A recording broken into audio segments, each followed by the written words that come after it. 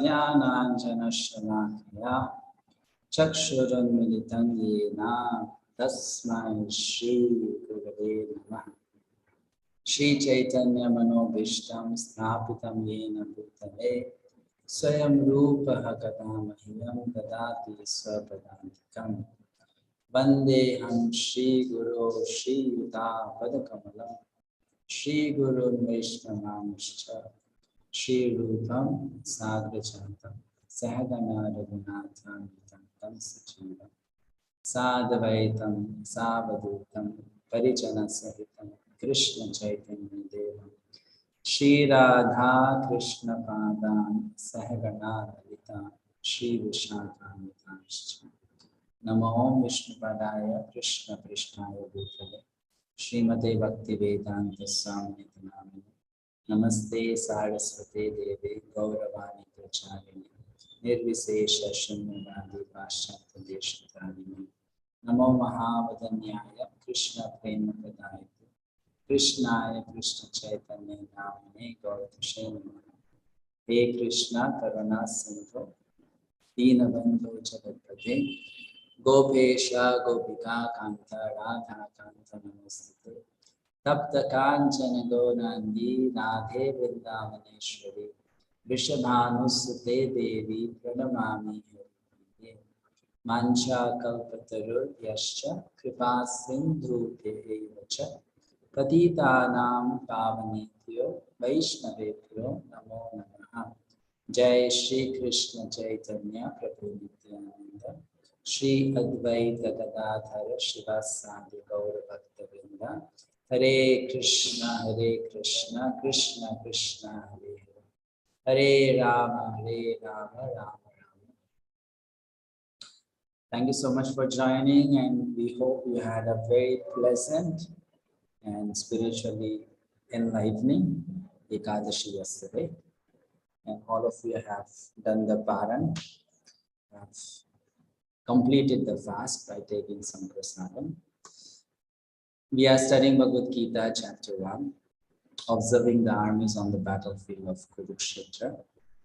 Yesterday we completed first 13 verses of this chapter, verse 1 to verse 13.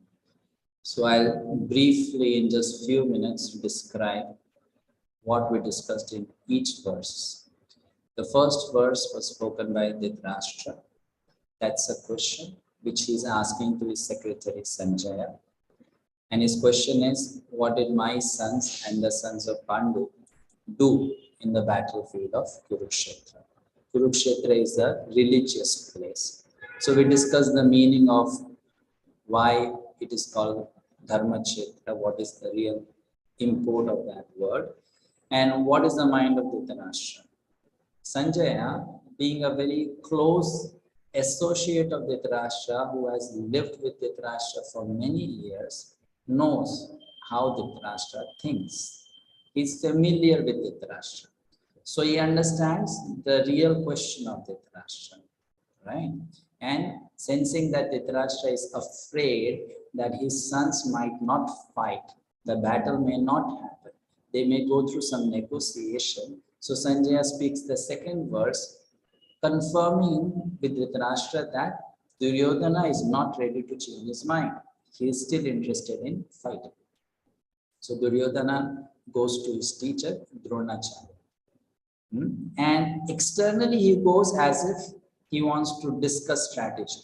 But internally Duryodhana is afraid, frightened. Why is he frightened? Because he did not expect the Pandavas to bring such a huge army.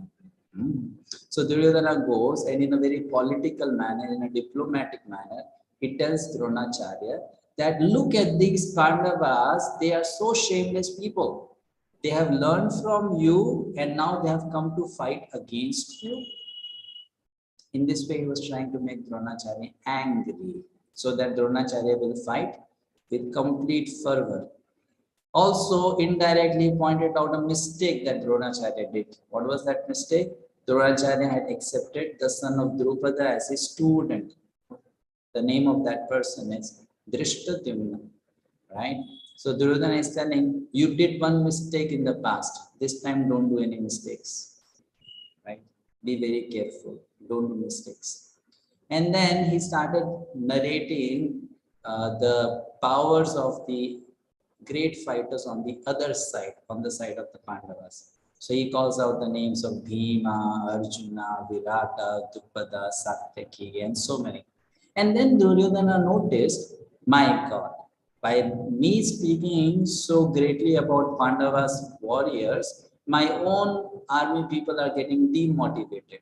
They are getting discouraged. So let me change the topic now. So from verse number 7, he started describing the power of his own warriors. And then he names them. And first person he names is Bhavan Bhishma. You Dronacharya, you are such a great warrior. And you are on my side. Bhishma is on my side. Karna is on my side. Kripa is on my side. And then he tells that all these warriors whom he did not name, they are all ready to lay down their lives for the sake of Duryodhana. And then he says that on my side, the commander-in-chief is Bhishma. On the other side, the commander-in-chief is Bhima. And Bhima is no comparison to Bhishma.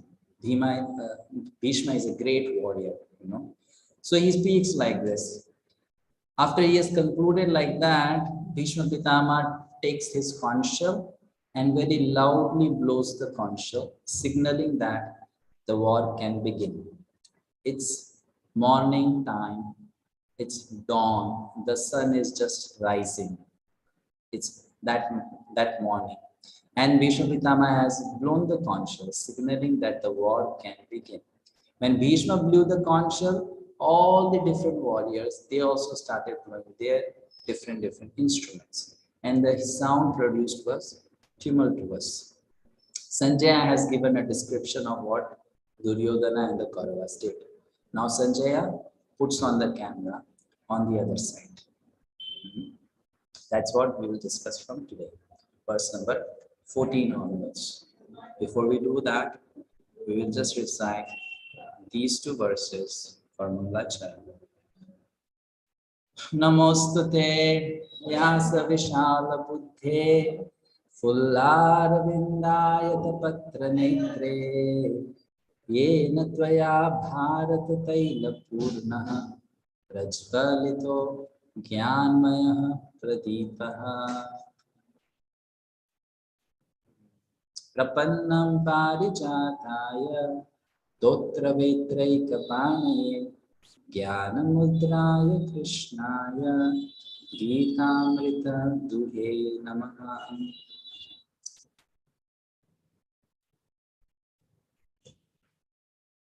We are at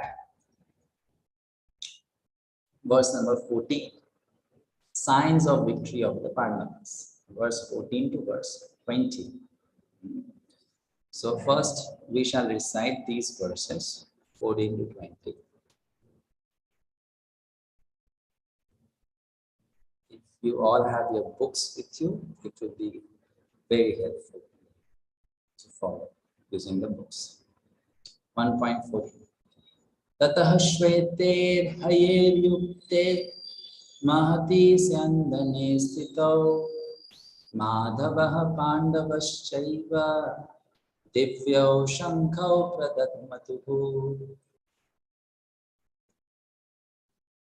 Panchajanyam Rishikesho Devadattam Dhananjaya Ponderam Dadmau Mahashankham Bhima Karma Vikodaraha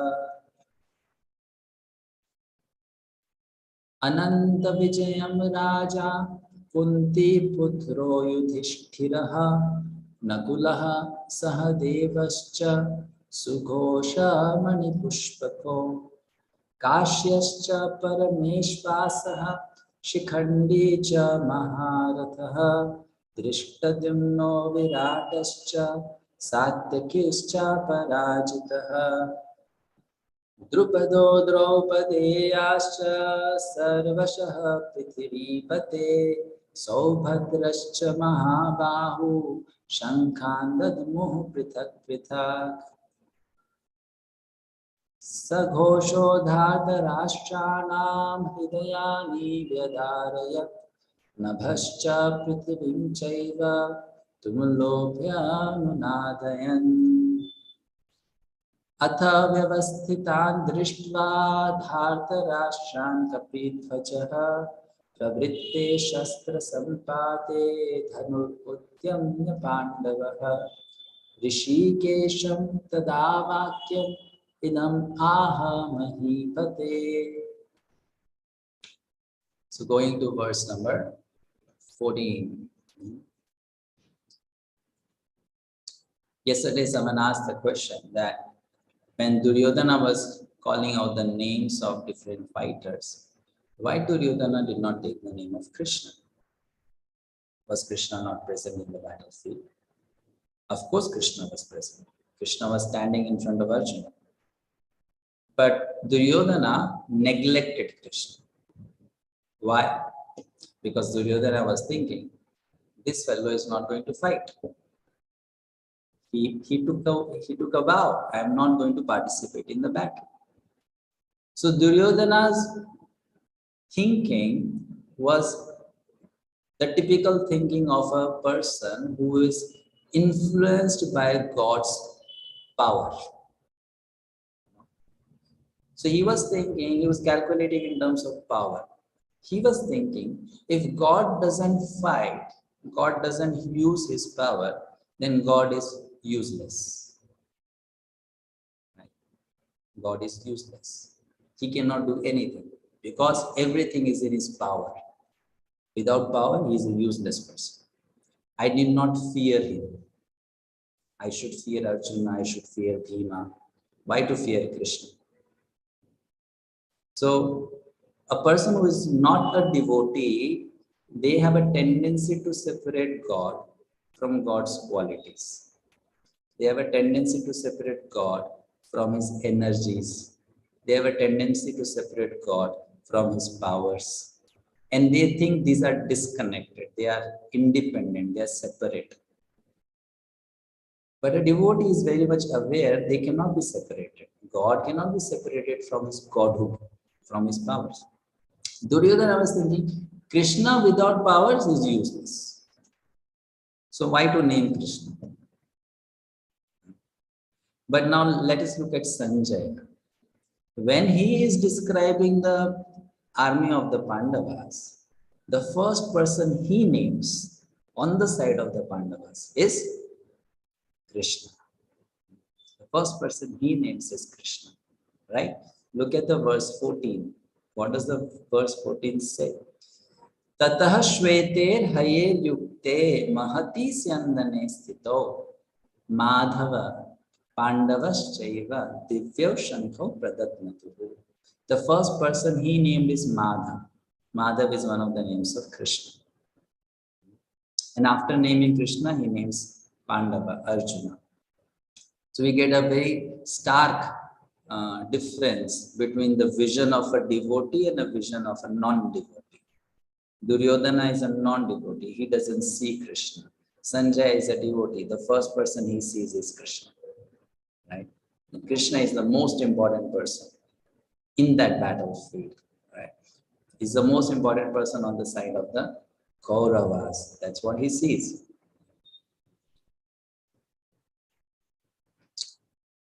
So he explains it beautifully. First he says, they are white horses. And then he says, there is a great chariot. And then he says, on that chariot is sitting Madhav. And on that chariot is sitting Arjuna. And they blow their conch shell. They blow their conch shell. Such a beautiful painting of Krishna, blowing conch shell.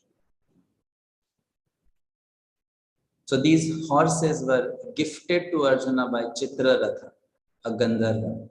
And the chariot was gifted to Arjuna by the fire god, Agni-Dev. Sanjaya is giving indirect hints to Dhritarashtra about the victory of Pandavas.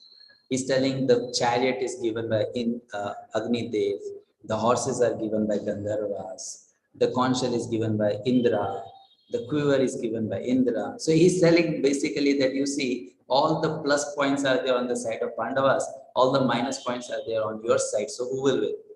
The Pandavas will win, right?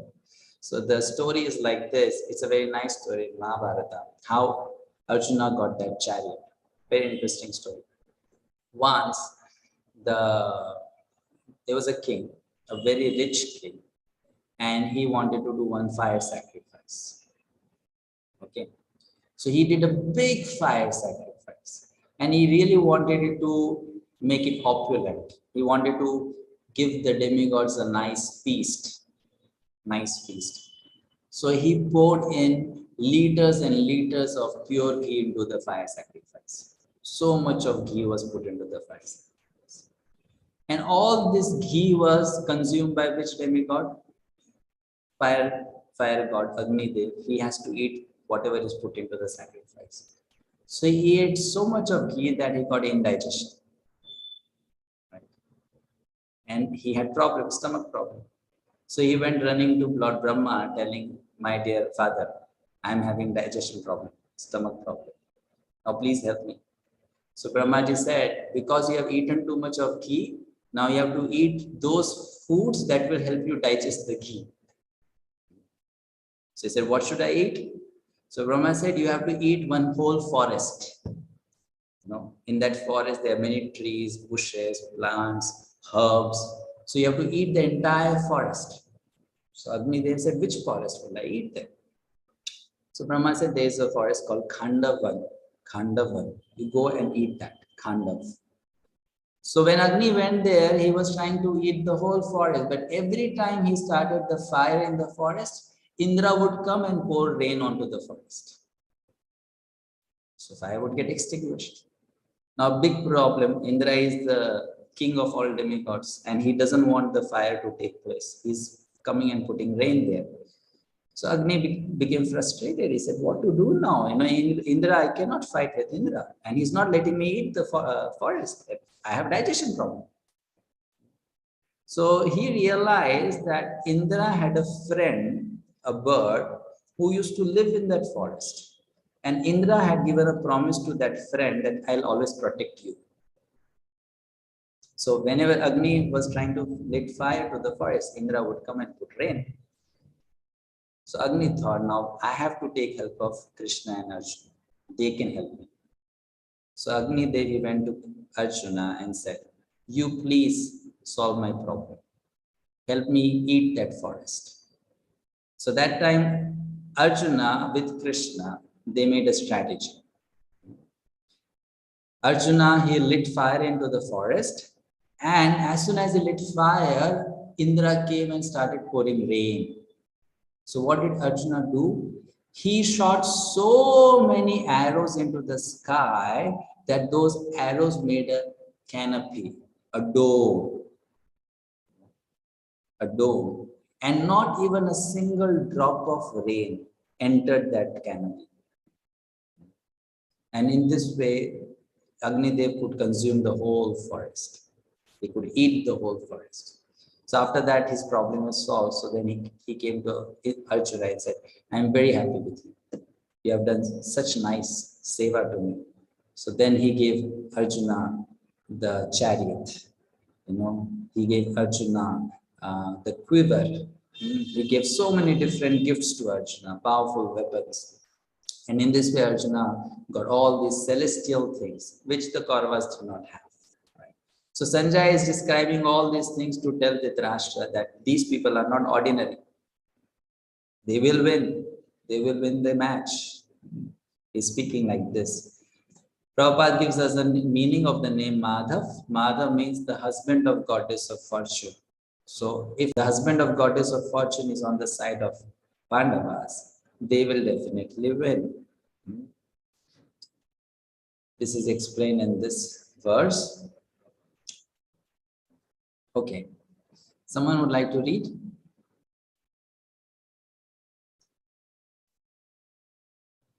Neha Mataji.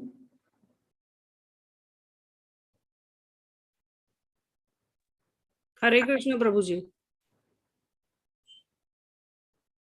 God directs based on surrender. Lord Krishna is referred to as Rishikesha in this verse because he is the owner of all senses.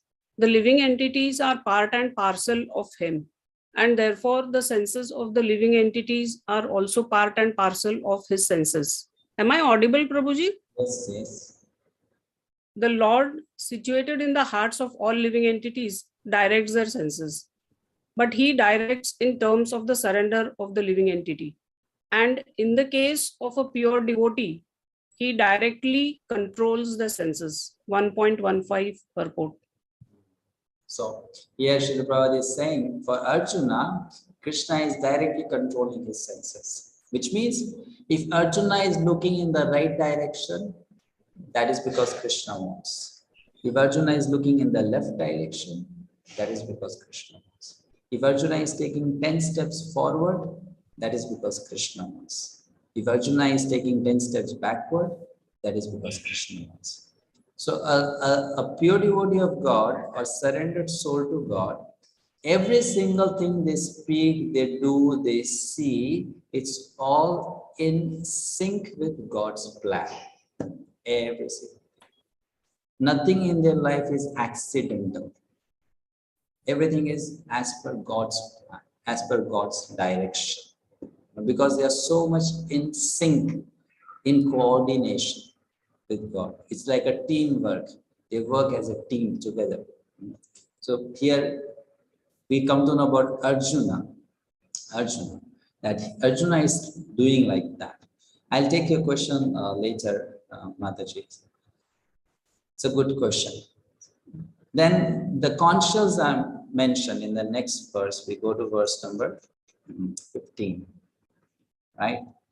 Panchajanyam Rishikesho Devadattam Dhananjayaha Pondram Dadmo Mahashankam Bhima Karma Vikodaraha. And further, some more conscious I mentioned. Ananta Vijayam Raja Kunti Putro Yudhishthiraha Nakula Sahadevascha Sughosha Mani Pushpako. So all the different conscious of the Pandavas and are mentioned, the names are mentioned. You can see on the screen, right? Panchajanya is of Krishna, Devadatta is of Arjuna, Pondra is of Bhima, Ananta Vijaya of Yudhishthira, Sughosh of Nakul, Mani Pushpaka of Sahadev. Different conscious are named, right? What is the meaning of the word Rishikesha? Rishikesha means one who is controller or master of senses. That's called Rishikesha. Rishik means senses, Isha means controller. So Rishikesha means controller of senses. So these are the names of the conscious of the Pandavas. What lesson we learn? Very important lesson to learn from this. The more evolved you are, the more you treat things as personalities. The more spiritually developed a person is, a person will treat things as personalities. And the more uncultured and uncivilized we are, we will treat people as things. Right? We'll treat people as things. And that's what materialism is all about, materialistic life is all about. Treating people as things, as commodities. But those who are spiritually evolved, they treat even things as personalities. Conscious is a personality. Chariot is a personality. Bow is a personality. Arrow is a personality. Right? Fire is a personality. Water is a personality. Like, I'll tell you a true story. Once, one guru and few of his disciples were doing a fire sacrifice. Fire sacrifice. Yajna. Yajna. So, the wood that is to be put into the fire sacrifice got exhausted. So one person, one disciple, one student told the other student, go fetch some fire. We have to throw some firewood into the fire. You have to throw some firewood into the fire. Okay. Then another disciple came and said, no, throw is not the right word. You should say, we have to place firewood into the fire. not throw firewood into the fire. Place, right? Both of these look the same, but they are not the same. Throwing is different and placing is different, right? And then the Guru, he told, we have to feed the firewood into the fire. We have to feed. We don't have to throw, we don't have to place. We have to feed the firewood into the fire. Can you see the difference? The difference in consciousness? The difference of seeing the thing? The Guru is seeing the fire as a person and the firewood as a food. You feed the firewood into the fire. So those who are spiritually evolved, they see things as personalities. And that's why these names are given of conscious. Conscious have names. Next verse. Let's read the next verse. Verse number 19. Saghosho dhartarashranam hidayani vedarayat navascha prithving chaiva tumulogya anunadayan. The blowing of these different conches became uproarious, vibrating both in the sky and on the earth. It shattered the hearts of the sons of Dhritarashtra. Purport. Rasheshwari Mataji, can you please read the purport?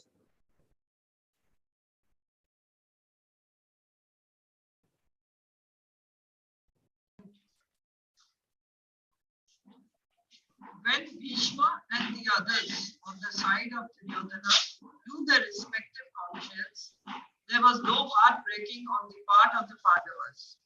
Such occurrences are not mentioned, but in this particular verse, it is mentioned that the hearts of the sons of Dhritarashtra were shattered by the sounds vibrated by the Pandavas' party.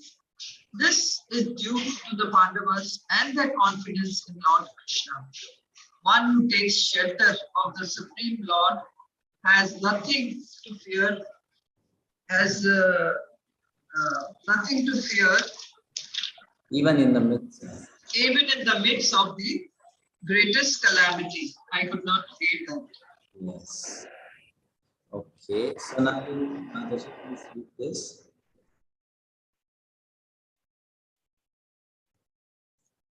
You can unmute yourself. Hare Krishna. The confidence in God. The Pandavas were placed in so many distressing conditions, but they were never faltered. They never asked Krishna, my dear Krishna, you are our friend. Why we are undergoing so many severe difficulties? They were confident that in spite of all these difficulties, we shall come out victorious because Krishna is there. This confidence is called Sharanagati, surrender. Yes. This confidence is called Sharanagati or surrender. Confidence in God. So Pandavas, they are shining examples of that confidence. If you read the whole Mahabharata, it is so interesting. They went through such tribulations, but they never questioned Krishna, in this manner, that you are our friend and you are God, and still so much wrong is happening with us. Why is it so? So this shows that their level of faith in Krishna is so strong. They are so deeply rooted in dharma, so deeply rooted in dharma. And that confidence makes them fearless, just like a child has confidence in his parents, completely confident. Srila Prabhupada tells us one story.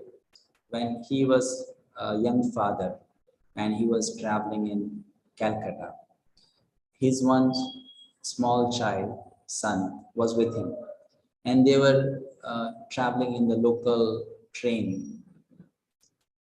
If you know, in Kolkata, they used to have these trams, trains that travel on the road, normal public road. So jokingly, the conductor of the tram, he asked that small child, where is your ticket? so the child said, well, my ticket is with Papa, it's with my father. So he said, no, you must also have the ticket. So the child said, I don't have the ticket. So he said, if you don't have the ticket, I'll put you out of the tram. I'll put you on the road. You cannot travel. So at that time, that small child, he caught hold of the hand of Srila Prabhupada and said, no, you cannot put me outside. My father is here. So Prabhupada mentions that child has confidence that my father will protect me. Though there is a situation where someone is trying to put pressure on me, is trying to frighten me, scare me, but my father is with me. He will protect me. So a devotee of Krishna, like Pandavas, they always have this faith that God, Krishna, is with me and he will protect me. He is with me. He's watching me. He's taking care of me. And that faith brings fearlessness. That faith brings fearlessness. That yes, Krishna will protect. And that is called Sharanagati. Avashya Rakshibe Krishna E Vishvanatha. That God will always protect me. Which is very different from those people who have shallow faith. Like this Mr. Gentleman Kushner. He is a rabbi and he wrote this book, very popular book, When Bad Things Happen to Good People. So why he wrote this book? Because his son, his only son, he developed a very, very rare disease. His young son, just in teenage, became an old man. There is one disease by which, you age very quickly and in short period of time you become old. You have gray hairs, your skin wrinkles down. So his son went through that disease. And during that time, this person was in trauma. Why he was in trauma? He was thinking, I am a priest. I am a preacher of religion. I am a rabbi. And why should Christ do this to me? So he wrote down the book, When Bad Things Happen to Good People. Right? So we see a contrast of faith. Faith of Pandavas and faith of a preacher. A preacher who is preaching religion. Right? And he is writing a book. So why me? When bad things happen in life, it is either for rectification, purification, or glorification. Either of these three, depending on who I am. If anything wrong happens in my life, it is either for my rectification, or my purification, or my glorification.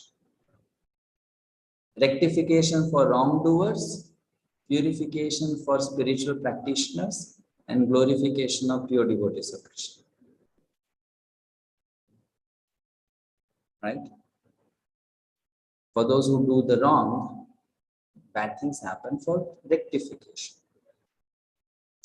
For those who are spiritual practitioners, bad things happen for purification.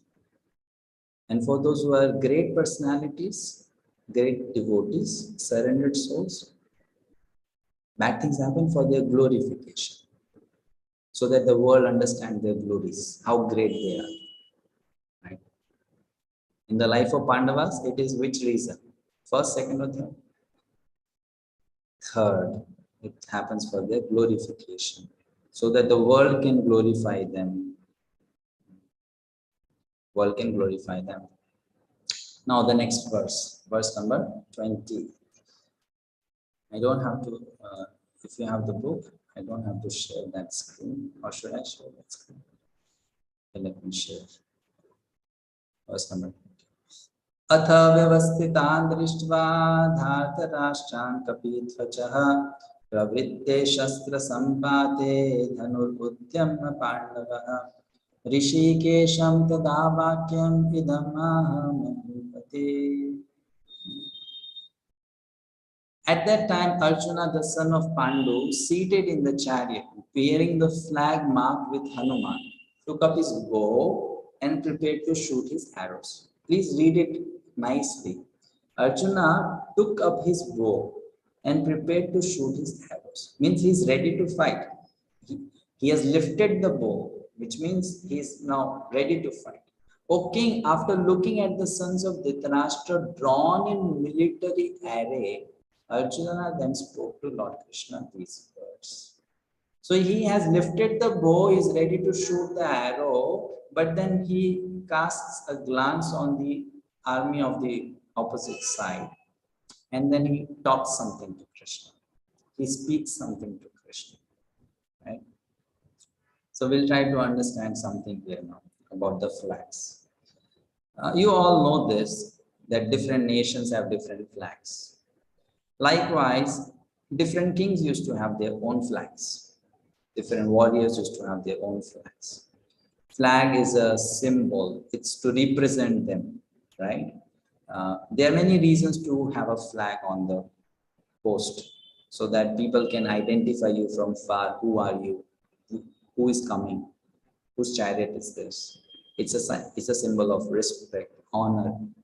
So all these great warriors on the Mahabharata, in the Mahabharata war, they had their individual flags, different flags. So these are the different illustrations of the different flags, just to give you some idea. Some of the Pandava warriors, they had these flags.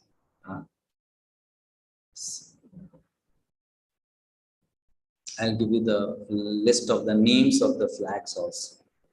So Yudhishthir, his flag name is Chandra Dhwaja, moon with nakshatras. Bhima, his flag name is Simha Dhwaja, huge lion. Arjuna's flag is Kapi Dhwaja. Kapi means monkey. And Hanuman is there on Arjuna's flag. Nakula's flag name is Mriga Dhwaja, red deer with golden back. And Sahadev's flag is Hansa Dhwaja, silver swan. Silver swan, right? Actually, the flag represents their nature, very close to their nature. They prefer to have that kind of flag. And let's look at the Kaurava flags. The most interesting is Duryodhana's. Bhishma's flag is Tala Dhwaja, palm tree and 5 stars. Dronacharya flag is Vedi Dhwaja, golden altar, kamandalu and bow. Kripacharya is Vrishabha Dhwaja, a bull. Karna is Hastikakshaya, a chain of elephants. And Duryodhana is Sarpa Dhwaja, cobra.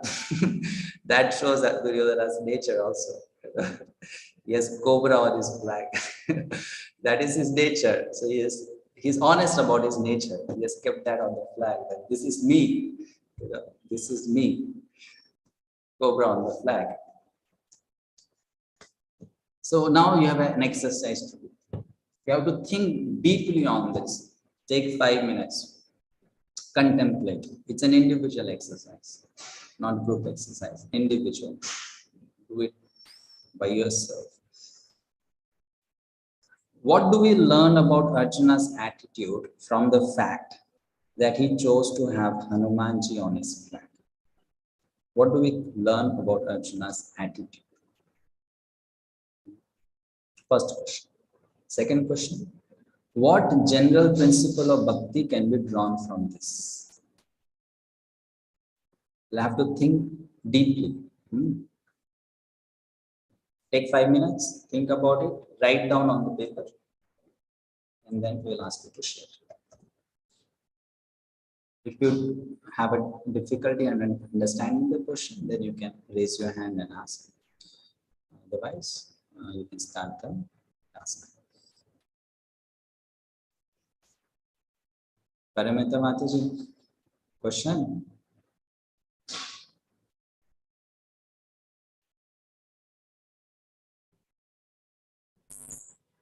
Yeah. Yes, ma'am. Please unmute yourself, ma'am. No, Prabhuji, I want to answer this. Okay. We'll wait. We'll wait for others to complete. Those who have raised the hand, is that for the answer or for asking a question? Is it for the answer? If it's for answer, please wait. Let others also complete. Then we'll take. If it's a question, then okay, you can ask. it's answer, then you wait.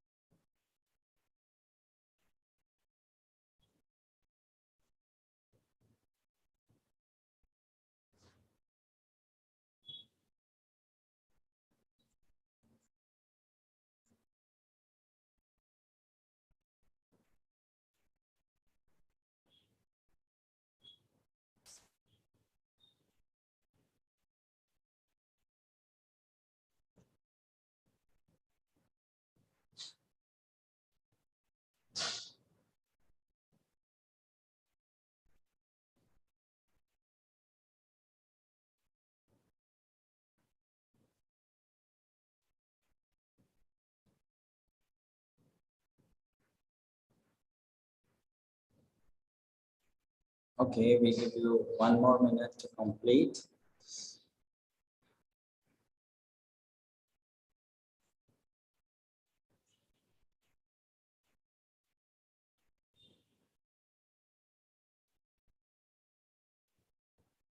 Okay.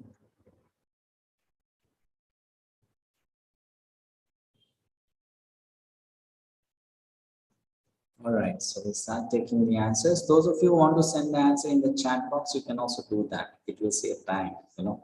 You can just type it in the chat box and send the answer. Yes, Paramita Mataji.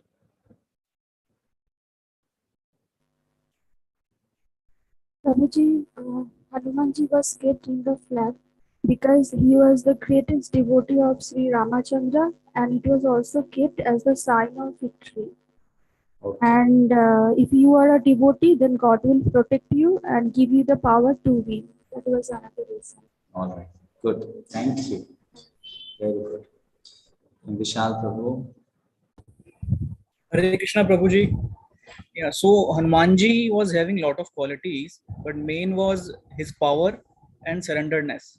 So he was known for power. So Arjuna has chosen for power and surrenderedness towards the Krishna.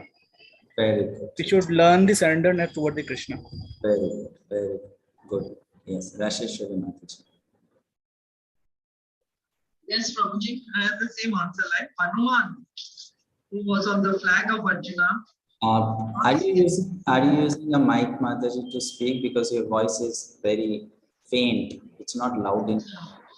Oh, you can't hear it. Yeah. I'm using the earpods. That is my problem. Correct. Okay. Speak. So I'll have to remove them and then speak. Speak to the mic. Otherwise, your voice is not clear. Oh, okay. Vidyabhushana Mataji. Hare Krishna, Prabhuji. Prabhuji, Arjuna have selected Hanumanji on his flag because of his service attitude, and he knew that flag is not just a non-living thing or something. It's just not a simple flag. Hanumanji on the flag will definitely help him. Very When good. Hanumanji is there, he will help him in his war. Very good. Yes, so Hanumanji being present on the flag is not just a symbol. Hanumanji being on the flag means Hanumanji is there, right there with Arjuna. Because he's not a dead, right? Hanumanji is alive. So we should know one thing, that pictures of personalities, pure personalities, are non-different from them. They are very much present in the pictures, right? Now, for an ordinary person, picture is different from the person. But for those who are pure personalities, spiritually pure, their picture is not different from them. They are present there. So he knew, Arjuna knew, when Hanuman is on my flag, Hanuman is with me, right? Hanumanji is with me. Yes, Kavita Madhuri. Hare Krishna Prabhuji.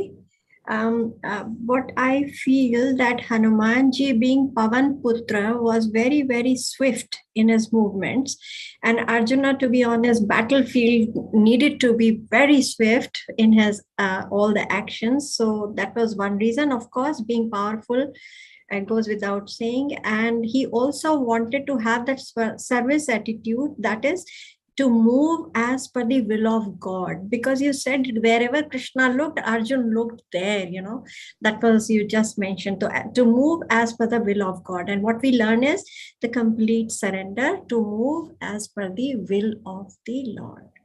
Good. So learning that from Hanuman. Yes, Bindu Mataji. Hare Krishna Prabhuji. The symbol of, there is not only a symbol, or the Hanuman himself is sitting on the flag, and his strength had taken, Arjuna got the strength to win and to face such a huge army of Kuruksham and Kuruvamsh. So that is one of the strength he had got, inherited the energy of Hanuman, not only the blessings of Krishna, plus Arjuna got also that. Once the battle is over, Hanuman left the chariot become weak also. And second thing, we also says in Hanuman Chalisa that evil eyes so bad, that also whenever that, because all the eyes will be on the chariot of Arjuna. So only the person is Hanuman can protect that evil eyes. So that one is one of the reason I feel. Okay, yes. So he wants to seek protection, he wants to get blessings, right? Good. Ashok Prabhu. I think shortly, if I say, it is already answered that two qualities of Hanuman, Arjuna had, that is confidence in self, own strength and surrender to God. And bhakti principle, which can be derived, is that a complete surrender and service attitude to God will make us success and bring us out of the miseries of material life. Very good. Good point. Okay, Anju Mataji. Hare Krishna Prabhuji. The attitude which we can come to know about Arjun is that he wanted to serve the devotee of the Lord. It is dasanu dasanu das. And this is also the principle of our Bhakti cult. So that is what he wanted, and that is the attitude keeping Hanuman over on the flag. Very, very good point. Very, very good point. Thank you, Mataji. Okay, Arati Mataji.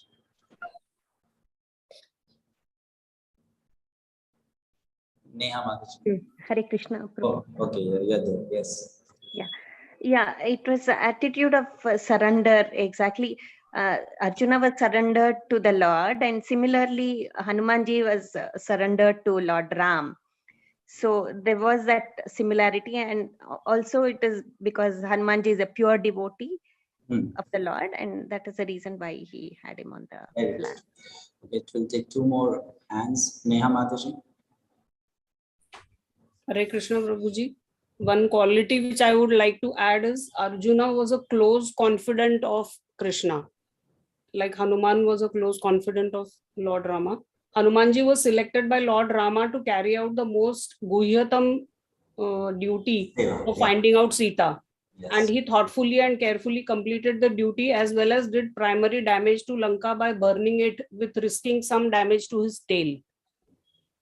So which is a sign of pure devotee. Good point. Yes. Navneeti Mataji. And please unmute Mataji. Hare Krishna Prabhuji, I would like to mention 2 points. Firstly, I had heard a story that Hanumanji had given boon to Bhima that he will be personally present on the chariot of Arjun during the war, and this heartened the opposition by his loud roar. Yeah. And the second is Hanumanji was a great Vaishnava Acharya, and Arjun considered him as his superior and wanted mercy from him so that he could success. As if analogy is like Guru Parampara, he wanted mercy from his, as we want mercy from our previous Acharya. Similarly, Arjun considered him as Acharya and wanted mercy from him, and therefore he chose Hanumanji Very good. for his. All right. So all of you, what you mentioned is all correct. Nothing wrong in that, right? But some of you are more correct. Some of you are more correct. So the points which Navniti Mataji mentioned, Anju Mataji mentioned, right? And one more devotee mentioned. That is the most correct point. What is the attitude of Arjuna here? And what is the principle of bhakti that we learn? Devotees are not so much interested in just qualities that, Hanuman is such a great fighter, he can move so fast, and he's like this, he's like that. Devotees are not interested in just qualities and powers. What they are interested is in the proper attitude of doing the seva to Krishna. So Srila Prabhupada writes about this. Humility in spiritual culture. Humility. Vaishnava should follow his previous Mahajan, authority. That is Vaishnavism. We don't manufacture ideas. We simply accept the behavior or the activities of previous Acharya. There is no difficulty. Therefore, he, Arjuna, has depicted his flag with Hanuman. That Hanumanji, Vajranji, kindly help me. This is Vaishnavism. I have come here to fight for Lord Krishna. You fought also for the Lord. Kindly help me. So this is the attitude of dependence. Attitude of dependence, depending on the previous great personalities. That is spiritual culture. Material culture is what?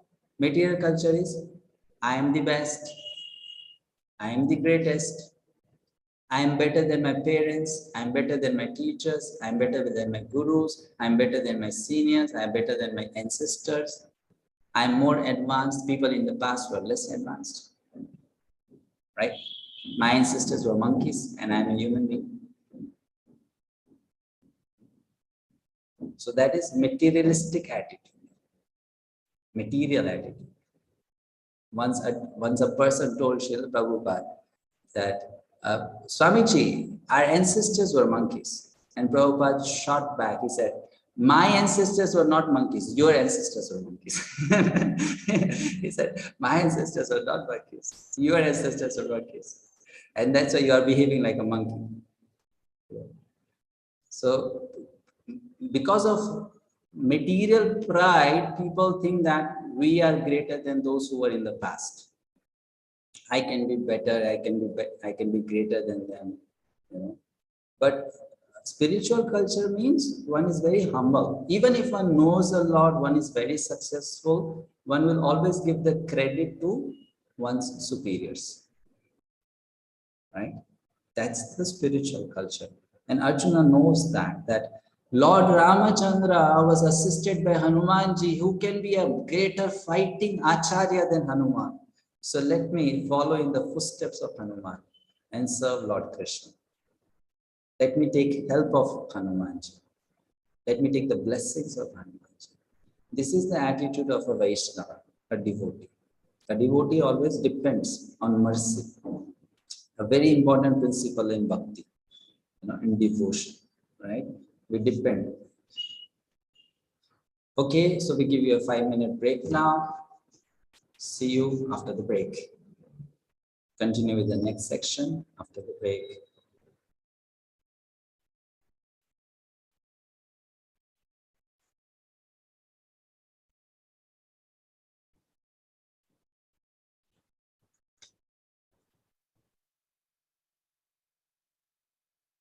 Hare Krishna, Krishna, Hare Hare,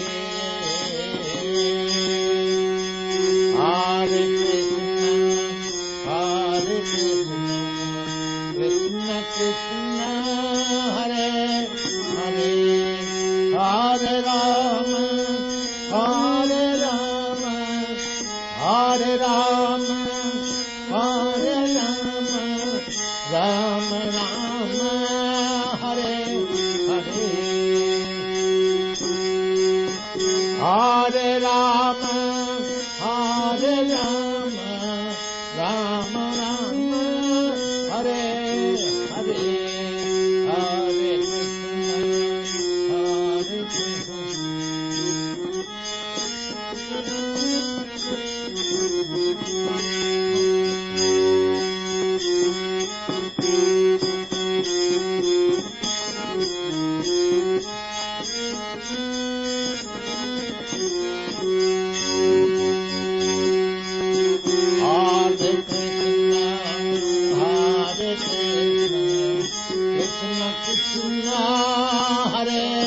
Hare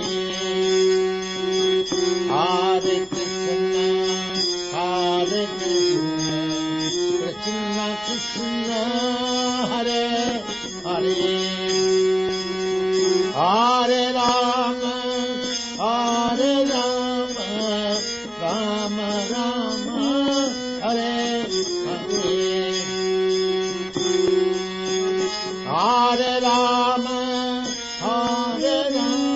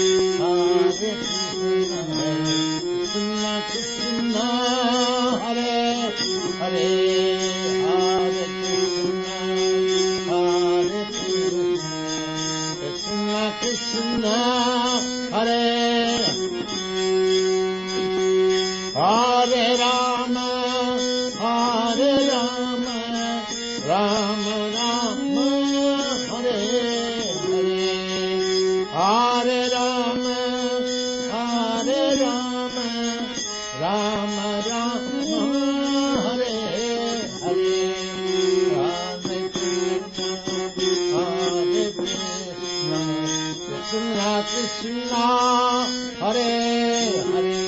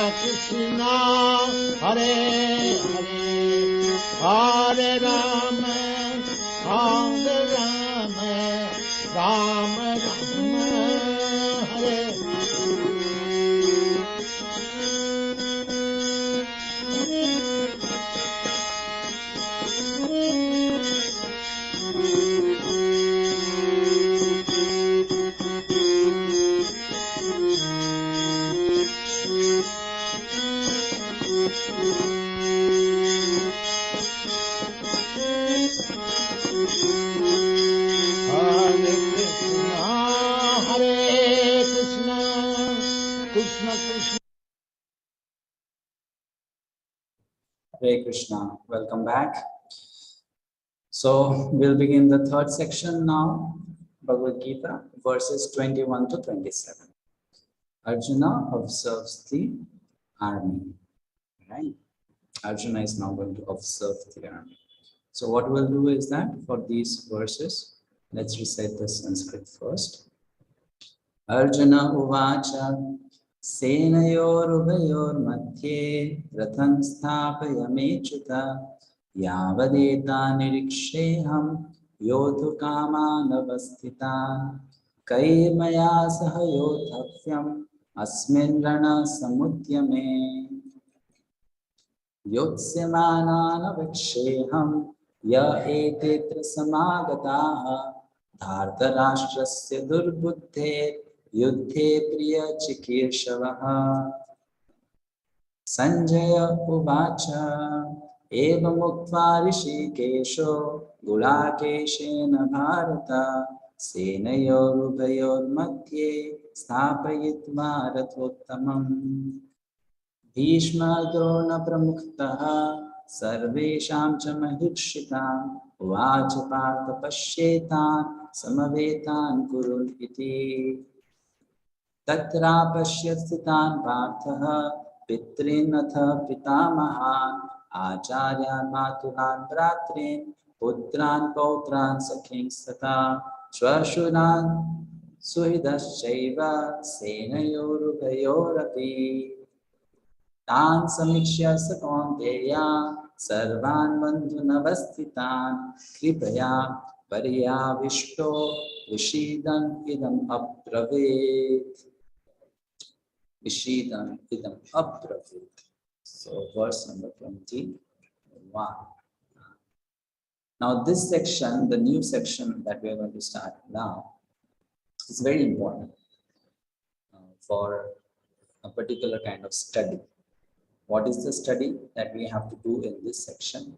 We have to analyze how a living entity falls into Maya. How a living entity falls into Maya, illusion. We are going to learn that from this section. We are going to analyze how that step comes into the life of a person. So here, if you see, you must have noticed in Bhagavad-gita, Krishna is being addressed by so many different names. Arjuna is being addressed by so many different names. The reason for calling out them by different names is, with the names comes a particular message, a meaning. You know, it depends on the mood, the message, the purpose, the situation. So many different names are used. In the whole Bhagavad-gita, we'll find that for Lord Krishna, 68 names are used, in the Bhagavad-gita. Total 68 different names are used. And for Arjuna, total 23 different names are used. And those who want to study Gita nicely, you can make your own list of the different names from different chapters. As you read the Sanskrit shlokas and the English translation, whenever you come across a new name, write down in a separate notebook and the meaning of that name. So here Arjuna is addressing Lord Krishna by a particular name. If you look at the verse number 21, he is calling Krishna as Achyuta. Achyuta. Achyuta, the word Achyuta means infallible. One who does not fall. One who does not fall.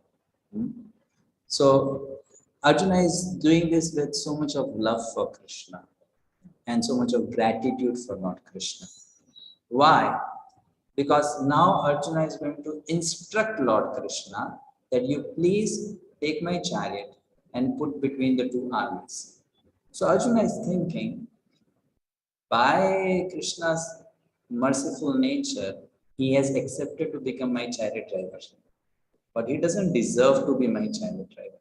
He's the Supreme Lord. He's my worshipable Lord. Out of his kindness, he has accepted to drive my chariot. He has taken a lower position. And that puts me in a higher position, in a position that I can give him orders. I can tell him, do this, take right, take left, right? I can do all those things to Krishna. So first of all, Arjuna is begging forgiveness from Krishna. He's saying, "Oh my dear Lord, I know you are the Supreme Personality of God. And I'm going to now give you orders. Please don't mind them. I very much know that you are Bhagavan, I am Bhakta. Not that I can give you orders." So he uses the word Achyuta. Achyuta means who does not fall. Fall from three positions. What are those three positions? Krishna does not fall from his quality of Bhakta Vatsalata. Bhakta Vatsalata means very affectionate towards devotees. Krishna will never fail in this quality. Never ever fail in this quality. He will always stand up in this quality. And then next quality is Satyata, speaking truthful words, promises. He never fails in his promises to his devotees. Never fails in his promises to devotees. If he promises something to his devotee, he will fulfill. Right? And third is Bhagavata. Bhagavata means his position as the Supreme Lord. Krishna can never fail in that. So Arjuna is telling all of us, though Krishna is my chariot driver, you should not forget that he is Supreme Lord. He doesn't become a driver just because it's driving my chariot. He still remains the Supreme Lord. He's still the Supreme Lord. Krishna was very kind. Actually, it's mentioned in Mahabharata that the whole Mahabharata, this we spoke in the first session of this course, that in the whole Mahabharata, out of the 5 most important themes, one theme is Krishna is very affectionate to his devotees. He's Bhakta Vatsala. Bhakta Vatsala. You see that quality in the entire Mahabharata. So here you can imagine, just try to understand, it's not a small thing to become a chariot driver of someone. Because of this one thing, Karna, he always hated his own situation. Karna always hated his own situation because of this one thing. Because people called him the son of a chariot driver. Right? Suta Putra. People used to call Karna the son of a chariot driver. And he used to feel as if a snake has bitten him. Why are you calling me the son of a chariot driver? I am a Kshatriya. I'm a high class man, not a low class man. And the Supreme Lord Bhagavan Shri Krishna, he's ready to become a chariot driver. That is his nature. Taking such a lower position. And not just taking that as a formality. Once it so happened that Arjuna was fighting with a warrior called Jayadratha. He was chasing Jayadratha. And his horses became very tired, very, very tired. So then Krishna told Arjuna, you should be conscious of these horses, they are almost going to die. They need some rest. So Arjuna said, okay, then we'll stop. So Arjuna then asked Krishna to stop the chariot. And then he made a small pond nearby for the horses to drink water. And in order to protect Krishna himself and the horses, he made a cover using the arrows so that no one can shoot arrows to harm them. At that time, Lord Krishna personally brought the first aid box with him, brought out the first aid box, and he personally cured the wounds on the body of the horses, massaging them, putting ointment on their body, removing the blood, cleaning their wounds. Personally, with his own hands he did. Personally. So it's not that he artificially became a chariot driver. He literally took the role of a chariot driver. That is his Bhakta Vatsalata. And Arjuna is very grateful to Krishna for that you agreed to become my chariot driver. So please don't mind, I am not giving you instruction. You chose to become my chariot driver. So please don't mind my instruction. And as soon as he does that, then he gives the instruction. Take my chariot in the middle of the 2 armies. Take my chariot in the middle of the 2 armies. So we learn this lesson from here, and then the next is the fall of Arjuna. Thin borderline, very thin borderline. What is Krishna consciousness? and what is Maya. What is bhakti? What is sense gratification? What is spirituality? What is materialism? There is a very thin borderline. Very thin borderline. What is service and what is enjoying mentality? Bhoga. Seva and bhoga. Very thin, very thin borderline, right? That we'll see here in Arjuna's case. How that fall in Arjuna's consciousness comes. Though we understand this fall is an arrangement of the Supreme Lord, right? This fall is an arrangement of the Supreme Lord. But we analyze the fall, how it happens. So let's look at this verse. Verse number 21.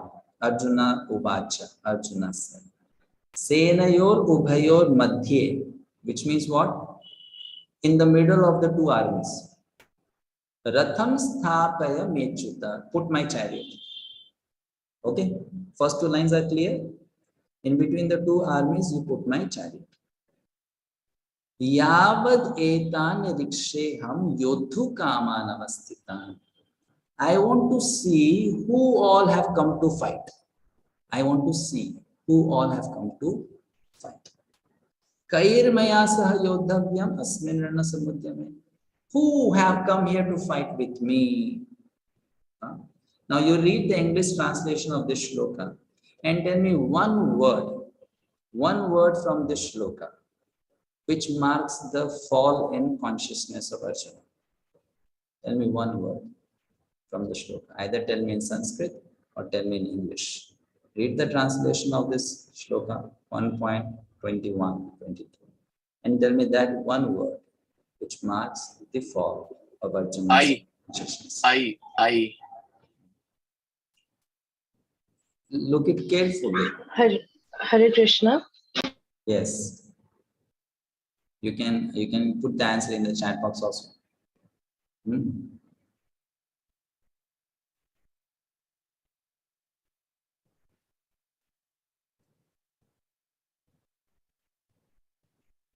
Okay. You can put it in the chat box. That would be much more easier for us to look at all the answers and time saving also. Okay. If you go for Sanskrit, it will be easier. Of course, may not understand Sanskrit. Everyone may not understand Sanskrit. But if you go for the Sanskrit, it will be easier. Aham, Maya. There is Maya. Maya, it is Maya by me. Okay. Yes, Maya. Go for the first. There may be so many words which may be like, okay, this can be the fall of Arjuna, this can be the fall of Arjuna. Go for the first.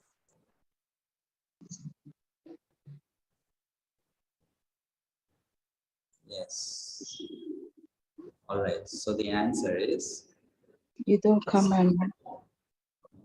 The answer is Niriksheham. Nirikshana. Nirikshana in Sanskrit, it can be translated in different ways. Nirikshan means I will do the survey. I will do analysis. I will analyze. Nirikshana.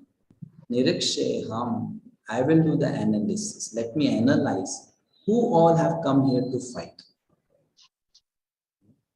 Now you may ask, what's the problem with that analysis? The problem with that analysis is, if one does not do that analysis free from false ego, then that analysis becomes a trap of Maya, trap of illusion. If you have gone through the introductory videos which I shared, we discussed there are 5 subject matters in Bhagavad-gita. Ishvara, Jiva, Prakriti, Kal, Karma. Jiva, the living entity, spirit soul, is a superior energy of Krishna, right? Isn't it? We discussed this. But the inferior energy, Maya Shakti, is very powerful. And when the living entity Jiva thinks, I can deal with Maya, I can play with material energy of Krishna, the illusory energy. That's when the material energy catches the jiva. Okay, you want to be my boss? I'll become your boss. So this is the thin borderline. And here Arjuna falls into the trap. He's thinking, I will do the survey. Why should he do the survey? When Krishna is his chariot driver, why should Arjuna do any kind of survey? Krishna will drive the chariot. Wherever it is needed to go, it will go. Right? It will go. But then, aham is printed in the book. It's because of Sanskrit diacritics, we write it in a different way. Right? It is there. If you look at the word-to-word meaning, the word aham is there. When you put it in the form of a shloka together, then because of some rules of Sanskrit, some letters they go, they are hidden. Okay, so this is the problem. This is how a living entity gets into the trap of Maya. I'll do the survey. I'll play with material energy. I'll analyze. And why this thing comes? Because of one thinking that I'm very intelligent, I'm very capable, I'm very smart, I'm very qualified, I can do it. Because of that pride, which takes birth from ahankar, one falls into the trap. So this happens with Arjuna. And you see, what happens when a living entity gets into illusion, instead of thinking that I am falling into illusion, that living entity starts finding fault with others. See, in this world, this is a very interesting phenomenon. What is that? We all know that we are defective. We all know that we are not perfect. But most of our time goes in showing the imperfection of others. Right? Most of our time goes in showing others' imperfection.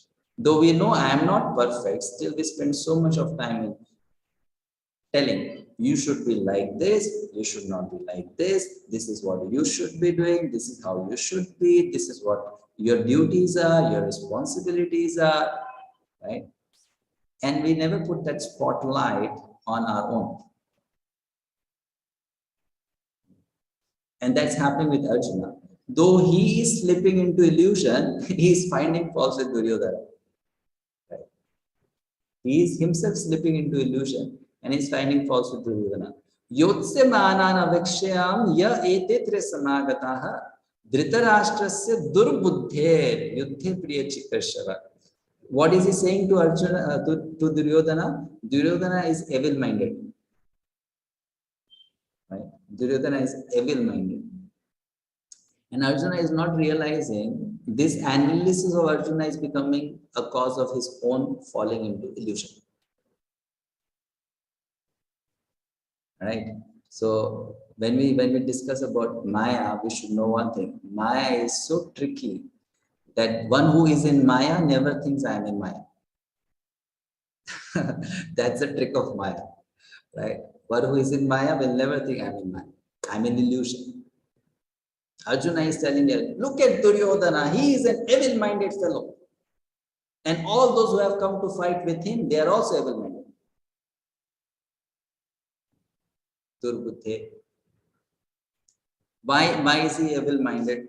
In the next verse number 23. Why is he evil-minded? What is evil-mindedness? Right? Evil-mindedness means Duryodhana was not happy and satisfied.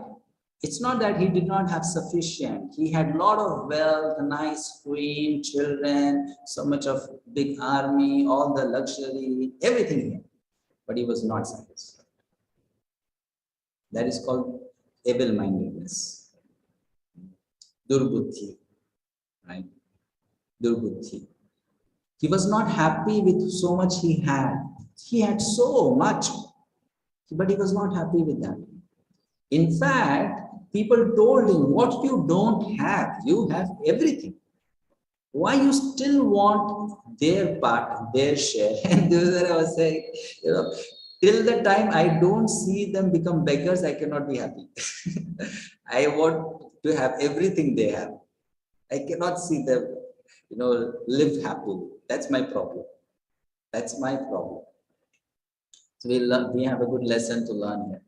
Satisfaction with one's rightful share, as is given by God, protects the mind and keeps it clean from evil thoughts, bad thoughts, negative thoughts. The key to keep our mind clean is we must have satisfaction. By satisfaction, the mind remains clean, pure. And as soon as this quality is overseen or neglected, then wrong thoughts will enter the mind, will capture the mind. One must learn to live life with satisfaction, being happy with what we get naturally as a share from God, whether it is little, whether it is more, being happy, being satisfied, being content. Right? So Arjuna is telling Duryodhana is not like that. So there's a beautiful verse from one of the Upanishads. Some of you might be knowing this verse. Ayang nijaha paro veti ganana lagu chetasa udara charita nam tu vasudaiva kutumbakam. This is mine, that is his. Say the small-minded. The wise believe that the entire world is a family. The wise, vasudaiva kutumbakam. The whole world is a family. We all are one family. And those who are small-minded, they will say, this is mine, that is his. But those who are broad, they will say, we are one together. That broad-mindedness is very important. That is actually God consciousness. So Arjuna's fall has begun. Arjuna is going down the spiral. His consciousness is going down because of this mentality. I'll do the survey, I'll check what is to be done, who all have come to fight, who are the wrongdoers. So he's now coming down in his consciousness, slowly. Of course, we know that that's a part of Krishna's plan, but we are analyzing it so that we can learn lessons from that. That is Krishna's plan. So can Arjuna actually fall in illusion? No, he cannot fall in illusion. He cannot. He's an associate of Krishna. He cannot fall in illusion. It's a part of the drama, right? It's a part of the drama. And because Sanjaya wants us to make sure that we don't misunderstand the characters of Gita, he gives us a warning in the next verse, 1.24. He warns the readers of Bhagavad-gita. What does Sanjaya say? Evam ukto rishikesho gulakeshena bharata senayorubhayor madhye stapayitva rathottama. When Arjuna told Krishna, please put my chariot in between the two armies, what did Krishna do? He put the chariot in between the two armies. But then he used two special names for Krishna and Arjuna. For Krishna, he used the name Rishikesh. And for Arjuna, he used the name Gulakesh. By using the name Rishikesh, what is Sanjaya telling all people? He's telling Dhritarashtra and all of us. What is he saying? Krishna is the director of this play. Whatever is going on here, he is the director. So Arjuna is falling into illusion. That is Krishna's direction. This is under Krishna's direction.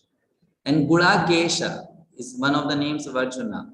He has conquered sleep, ignorance, avidya. So a person who has conquered ignorance, can that person fall in illusion? No. So Sanjaya is telling Arjuna's falling into illusion is only a part of Krishna's play. Drama is going on. Please understand it properly. Right? It's a drama that is going on. Krishna is directing the drama. Arjuna cannot be in illusion. His name is Gulakesha. He has conquered sleep. He is Goswami. He can never fall in illusion. And it is true. It's not that just Arjuna has his name. Arjuna did not sleep. He did not sleep. Mahabharata tells that. He did not sleep. He used to practice shooting of arrows in the daytime, and he used to practice shooting of arrows in the night. Both the times. So he had conquered ignorance, sleep completely. So what will happen now? Next verse, verse number 25. Krishna's plan is there. Krishna is the director. Please try to understand. He is directing Arjuna, go into Maya. So Arjuna is going into Maya, right? So how is the fall of curtain happening? The fall of curtain means there is some kind of covering on Arjuna's vision, some kind of, ignorance is coming in Arjuna. How is that happening? Krishna does one of the steps in the drama. What he does, when Arjuna tells Krishna, take my chariot in between the two armies, Krishna takes the chariot, and he could have put the chariot anywhere on the battlefield. And he takes the chariot and puts it right in front of Bhishma Pitama, right in front of Dronacharya. He could have put the chariot in front of Karna. He could have put the chariot in front of Duryodhana. He could have put the chariot in front of Jayadratha. But he took the chariot and put it right in front of Bhishma Pitama, Dronacharya and Kripacharya. Why? So that Arjuna will look at them and say, I'm not fighting Krishna. And then Krishna will speak Bhagavad-gita. Right? I'm not fighting Krishna. Can you speak Bhagavad-gita? So next verse, Krishna is very smart, very, very clever person. Next verse. Bhishma Drona Pramukataha Sarvesham Chamahikshitam Vachapata Pashyetan Samavetan Kurviti. Krishna's words are very interesting. Krishna is telling Arjuna, Arjuna, you want to know who all have come to fight? Let me tell you something, Arjuna. They are all your family members. There is no one here whom you don't know. There is no stranger here. Everyone you know. These are your family people, your relatives, your near and dear ones. The whole Kuru family has come here. So he's indirectly, in Hindi we say, right? Jale pe namak chilakna. There's a wound and then you put some salt on that. So he's indirectly doing that with Arjuna. He's putting some salt on the wound. And these are your people, Arjuna. They are your friends. Your brother is there. Your teacher is there. Your guru, your grandfather is there. All are your people. No stranger here. Whom do you want to see? These are your people, Arjuna. Your people. And this is what Arjuna needed to become demotivated to fight. This is what he needed. My people, I have to kill my own people. Why am I fighting? And there was a voice from inside. Oh, you are such a sinful person. You are so bad. You are such a demon. You want to kill your own teacher. You want to kill your own brother. You want to kill your own grandfather. Oh, Arjuna, what happened to you? How can you be so bad? So, there was self-pity and there was guilt coming in from inside. Guilt. How can I do this? I cannot do this. So we'll see what happens next, right? Next verse. Arjuna, what does he see there in front of him? Tatra pashyasthitan partha pitrinatha pitamahan acharyan matulan dratrin putran pautran sakinstatha shvashuran suhridaschaiva senayorubayorapi. There Arjuna could see within the midst of the armies of both parties, his fathers, grandfathers, teachers, maternal uncles, brothers, sons, grandsons, friends, and also his fathers-in-law and well-wishers. Everyone from his, anyone whom he knew, everyone was there. So some names are given by Srila Prabhupada. Names of characters like fathers. Bhurishrava was a fatherly figure. Grandfather, Bhishma and Somadatta. Teacher, Dronacharya and Kripacharya. Maternal uncle, Shalya and Shakuni. Brothers, Duryodhana, Vikarna and others. Putra, sons, Lakshmana and others. Grandsons, sons of Lakshmana. Friends, Ashwathama. Father-in-law, Drupada. well-wishers, Krita Varma. So all these personalities were there. And Arjuna could see one by one, Please try to go deep into this chapter, because if you understand this chapter and you relate with what is going on in the mind of Arjuna, then you can understand the answers that Krishna gives to Arjuna.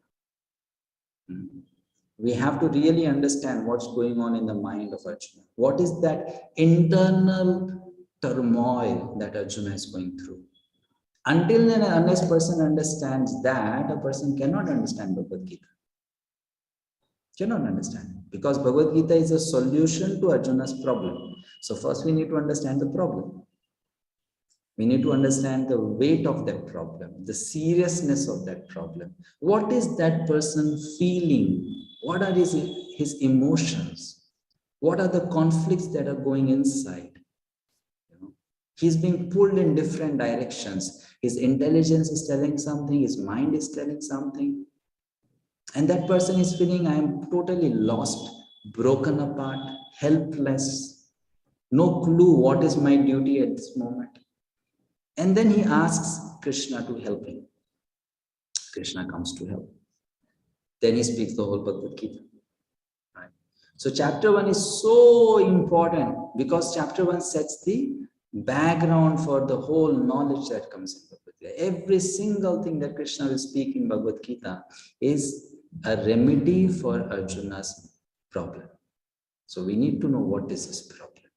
It's a serious problem, very serious problem.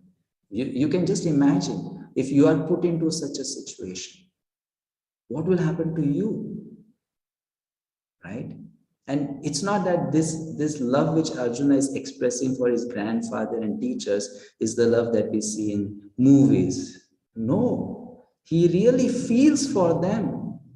Vishvapitama is the one who has caught hold of his hand and taught him how to walk, how to eat.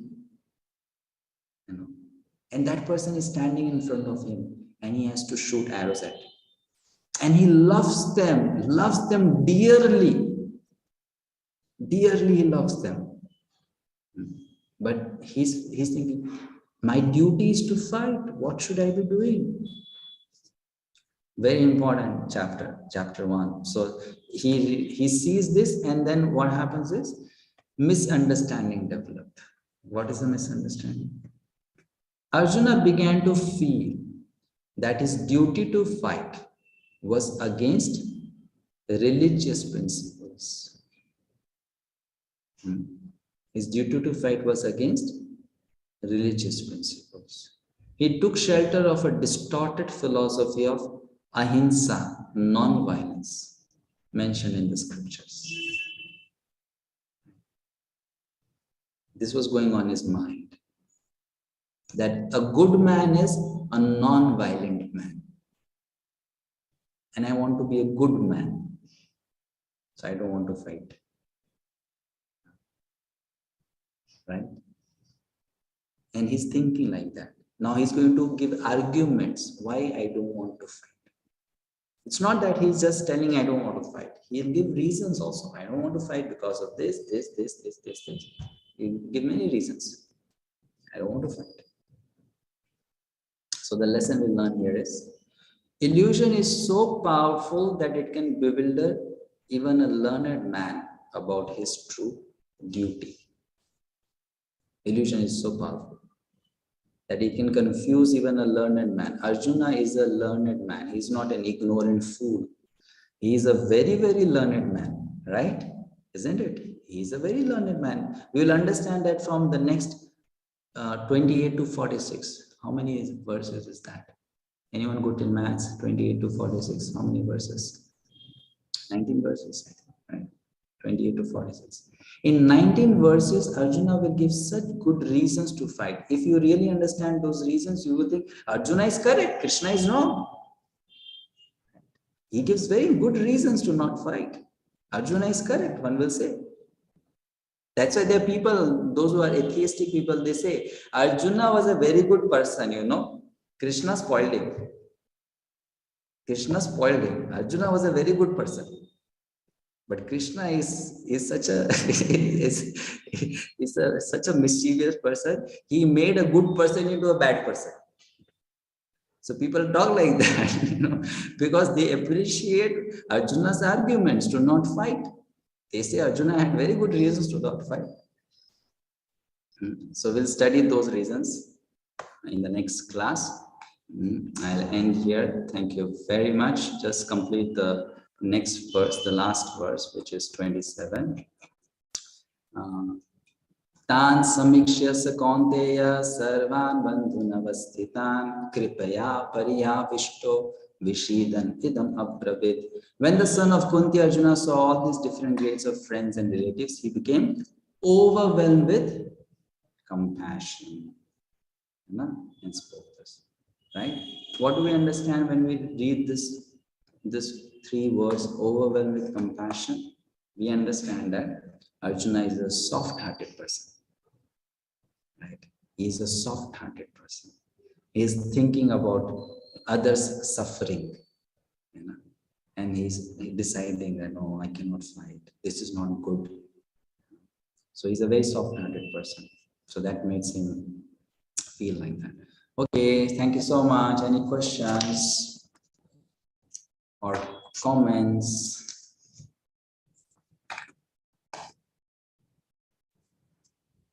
Yes, Paramita Matas.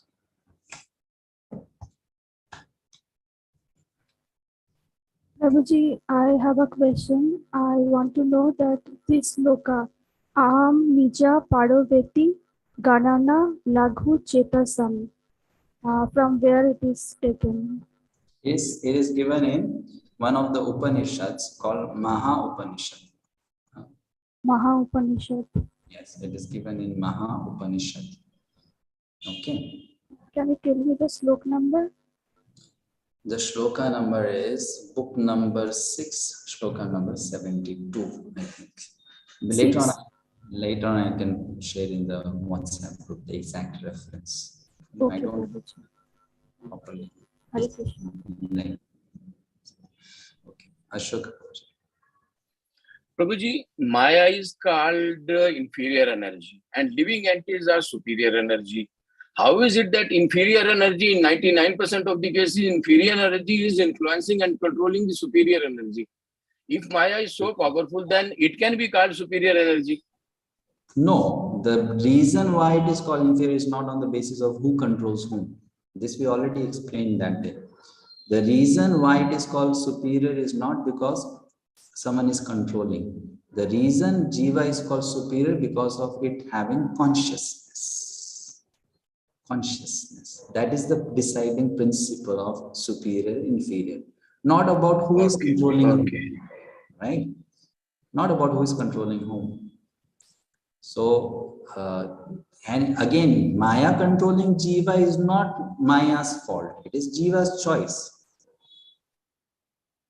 right? It's Jiva's living entity's personal choice.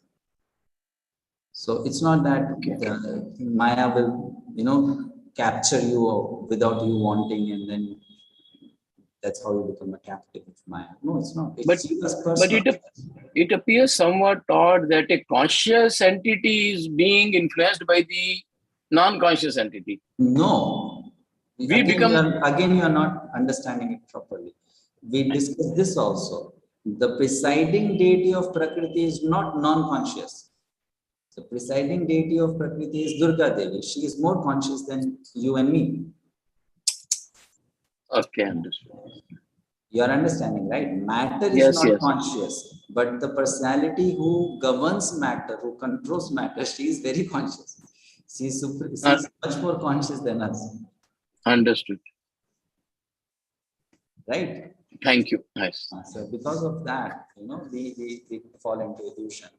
Because she is very conscious, she is very powerful. She is just the shadow of the superior spiritual energy of Krishna, Srimati Radharani, or Yoga.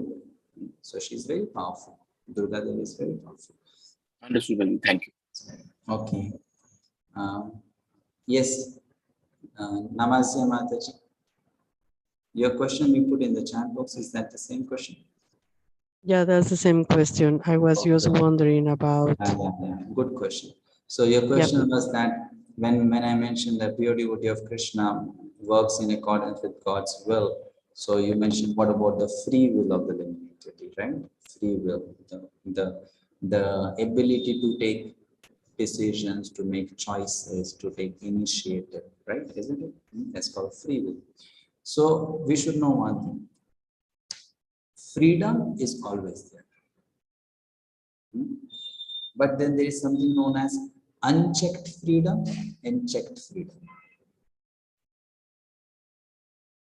Right?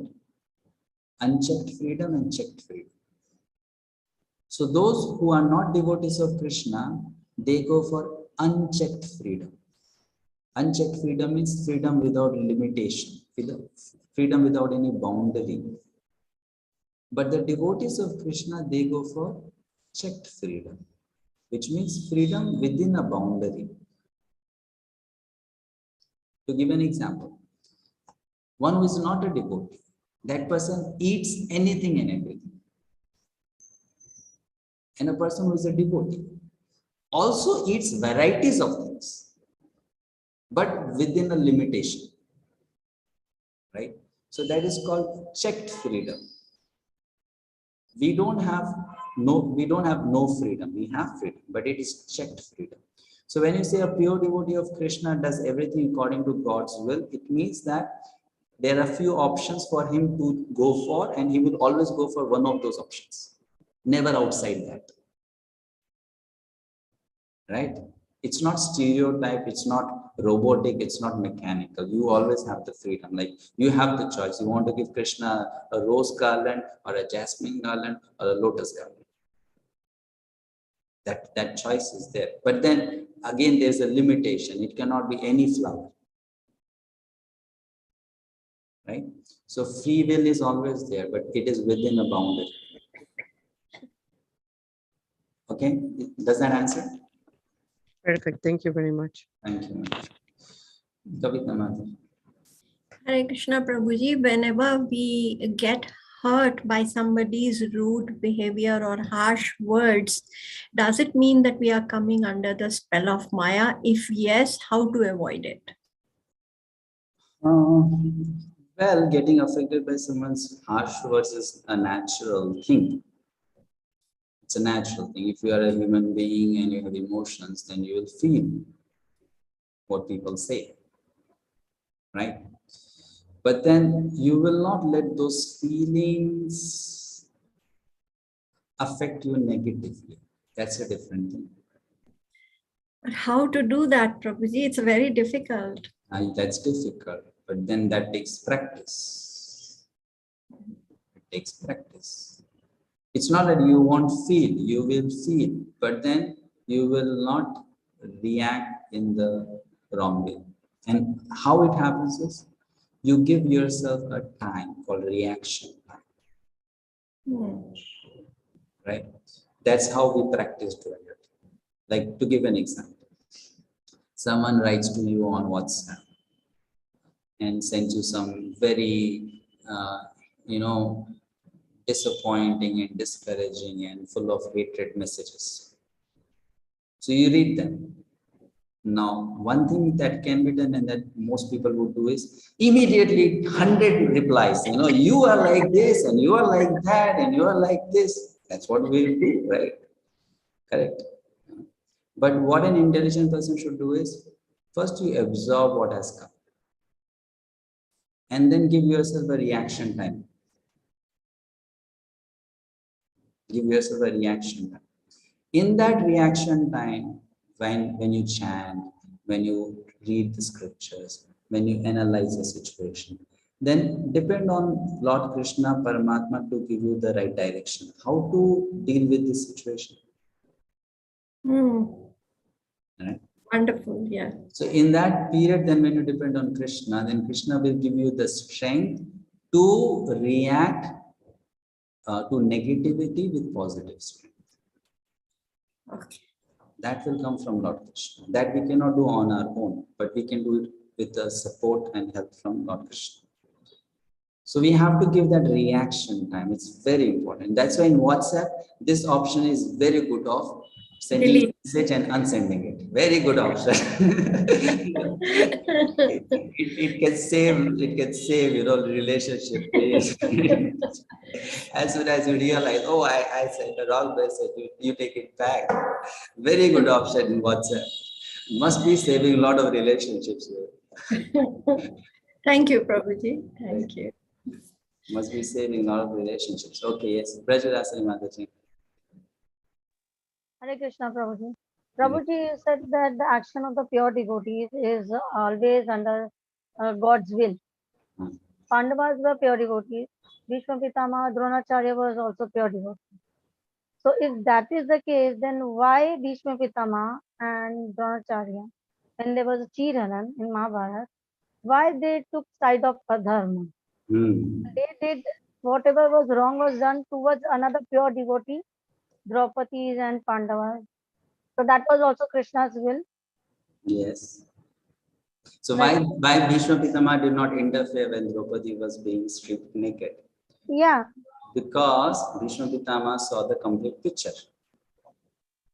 Now, let me tell you something. Let me tell you the story. If the story is like this, that every time Mahabharata happens, and you are every time playing the role of Bhishma, and every time Draupadi is tried to be stripped naked in the assembly, okay, then you know the story, and you know what will happen next. Correct. So now, if you are a good player, you are a good actor, will you follow the script, or will you break this, the lines and do what is not written there? Follow the script. So Bhishma Pitama has the choice that either I can become the hero here and steal away all the credit that I saved Draupadi, or let that credit go to Lord Krishna. So he's a pure devotee. Whom will he give the credit? Lord. He knows, no, that if I protect Draupadi now, then every time in future, all the Matajis will say, Jai Bhishma Pitama, Jai Bhishma Pitama. Because Bhishma Pitama, he saved the image of a woman. But then Bhishma said, I don't want that credit. I want Krishna to be glorified. Let Krishna get that credit. So he waited, and Krishna came, and Krishna protected her. So he's a pure devotee. He wants to give the glory to Krishna. He doesn't want to interfere in Krishna's plan. That's what pure devotion means. Pure devotion means that I know what is Krishna's plan, and Krishna wants me to be the hero, I'll be hero. If Krishna wants me to be zero, I'll be zero.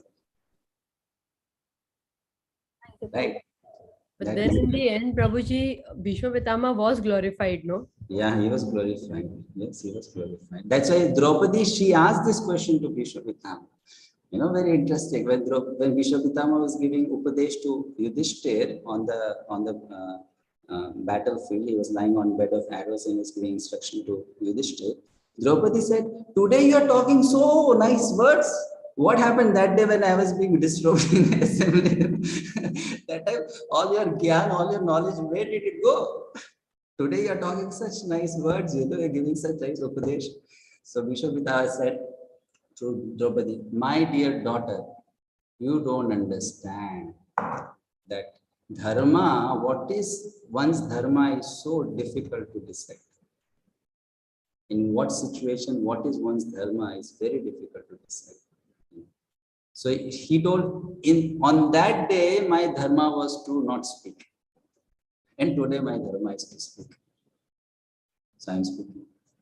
That day my dharma was not to speak. So he said that only those who are deeply connected with Krishna, they know what to do in which situation, because Krishna is guiding them. This is what you do, this is what you do, this is what you do. And that's what pure devotion means, this only. Sometimes we have a very different understanding or wrong understanding. Pure devotee means that someone who will always be successful, who will always be correct, who will always be perfect. Because we have our definition of correctness, perfection, success, isn't it? But pure devotee means he or she wants to be perfect in Krishna's eyes. Whether the world understands you are perfect or not doesn't matter. In Krishna's eyes, I am perfect. I think we can learn from Srila Prabhupada's life as well, his personal life. Yeah, all the pure devotees' lives, it's like that. They are perfect in their relationship with Krishna. The world may appreciate their perfectness, or the world may not appreciate their perfectness. Even Srila Prabhupada, we who are followers of Srila Prabhupada in ISKCON, for us, Prabhupada is perfect. But there are many people out there, they even find faults in Srila Prabhupada. Right? They find fault that, Prabhupada did this mistake, he did that mistake, he was wrong like this, he was wrong like that. So this is the whole thing. Pure devotees, they always do the right thing. And if they do something wrong, apparently wrong, it is because Krishna has some plan, something to teach us. That is there. Vrindarani Mataji. Hare Krishna Prabhu. Maybe it's not a relevant question, but still I wonder. You mentioned the sentence that satisfaction with one's rightful share, as is given to one by God, protects the mind. But I wonder what can help us in everyday life to judge what is our rightful share, because often there is the dilemma about that. I guess Duryodhana also thought that it's his rightful share to rule the kingdom and to give Pandavas nothing. Good question. So how do I decide that this is my rightful share? Because Duryodhana also thought it is my share, I should be the king. Yes. Yes. So we decide what is our rightful share by making that decision, not by ourselves. By making that decision in conjunction with three authorities: Guru, Sadhu, Shastra. Scriptures, holy people, spiritual master. In their taking guidance from them, advice from them, we understand what is our share. Right? Like, I'll tell you something. I'll tell you an example. Okay, Mataji, you are married and you have children, right? I have a daughter, yes. How many children? One daughter. One, okay. So let's say you had 5 children, let's say. And you go to the market and you buy something for all of them. And then you say, I'll give everyone. Who decides what is anyone's share? They decide or you decide? Right. Right? When they will decide, they will say, no, I want bigger piece. This is my share. I want 2 pieces. This is my share. But when you decide, you have the right to decide what is whose share. Right? So what is my share? It's not that I have to decide that. What is my share is decided by God. And that is told to us by those people who are connected to God. That this is your share, be happy with it. The scriptures will tell us. So we have to understand one thing, this thing very nicely. Like sometimes people also ask this question, how will I know what is my duty? Because they think duty is chosen. Duty is not chosen, duty is given. Right? It's not that I choose what I am supposed to do. I am told what I am supposed to do. Right? So that's how we come to know. So we have to know from the scriptures, we have to know from the sadhus, the spiritually elevated people, and we need to know from our teachers, our gurus, what is our share, and be happy with that. Thank you. Duryodhana was being told by everyone, this is not your share. He was not listening. Everyone was telling Duryodhana, this is not your share, this is not your share. But he was not listening. Right? So we have to listen to such people to come to know about it. Okay, 2 more last questions. Rajiv Prabhu. Hare Krishna, Prabhuji.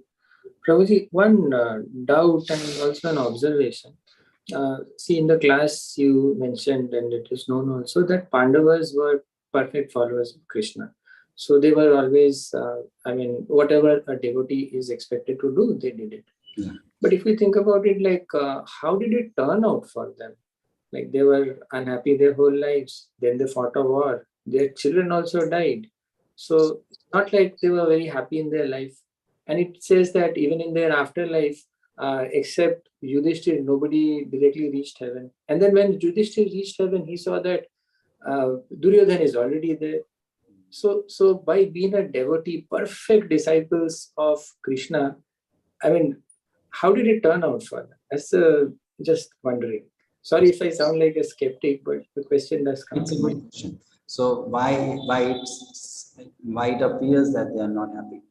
The problem is that how we define happiness. Okay. That's different, and how they see happiness is different. If you read Mahabharata, where is it written that Pandavas are not happy?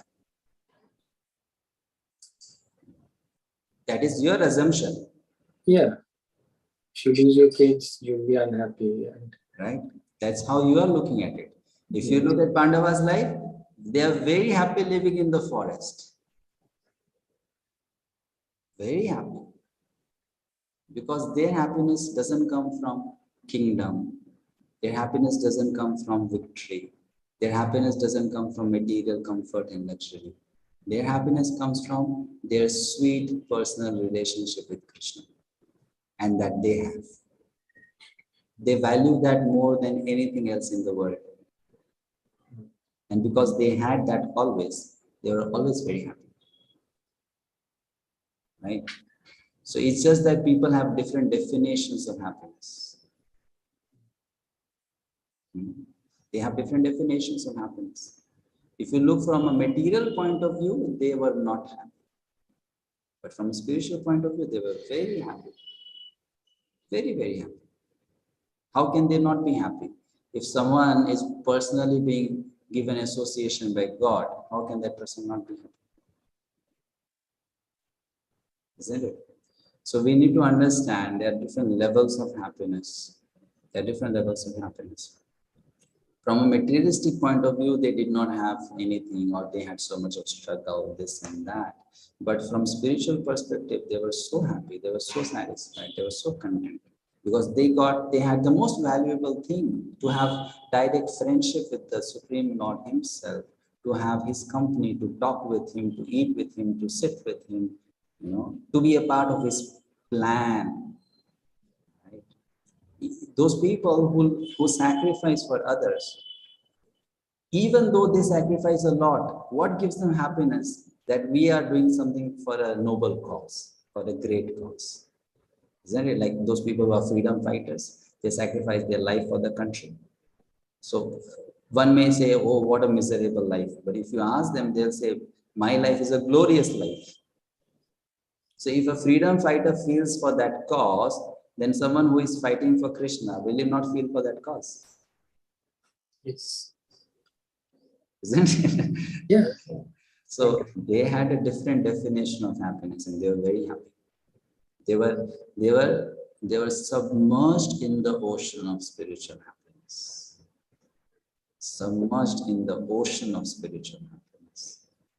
Right? They're very happy. They cannot be miserable. It looks like so. Looks like so. All right.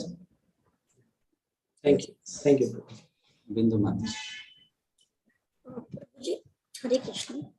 What is the difference between a religious principle and religion principle? I didn't understand. From where did you get this religious principle? And just in the slide, I have displayed the religious principle. The slide. Religious principles. So principle, you understand what is principle? Right? Now some rule, some concept, some truth.